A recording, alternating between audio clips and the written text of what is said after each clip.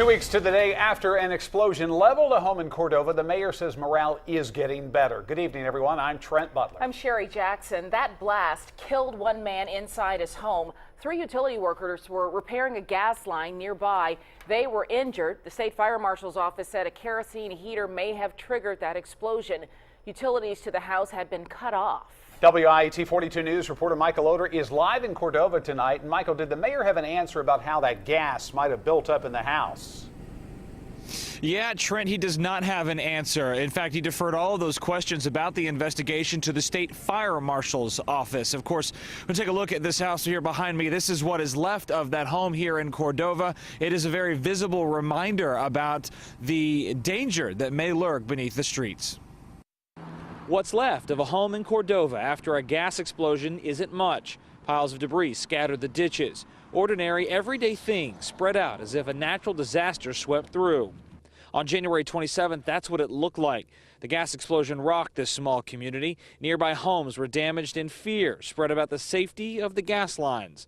It's quieter now as the town gets back to normal. This property here at McCrory Street and School Street still roped off by this yellow tape, and for good reason, to keep people out of the mess that is left behind. At the Cordova City Council meeting, the explosion or cleanup wasn't mentioned. The council and mayor went on with the city's business, including promoting a long-serving police officer. Just 2 weeks after the blast, the mayor says things are improving. Morale's been a lot better. Unfortunately, in Cordova, Alabama, we have learned very well to deal with tragedy. I asked the mayor if there has been better communication with residents about the explosion investigation. You can always do better.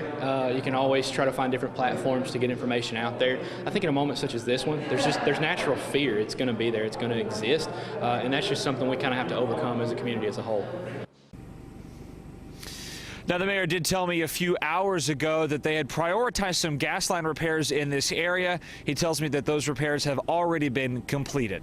And Michael, the mayor said in the days after that explosion that if any residents had any questions, that they had to get on tonight's agenda, but we understand no one signed up to speak. Yeah, Sherry, there wasn't even an agenda item to hear from the public at all. There were no residents in attendance tonight that stood up and spoke, to no council members who brought up the explosion at all. We're live in Cordova tonight. Michael Oder, WIAT 42 News, coverage you can count on.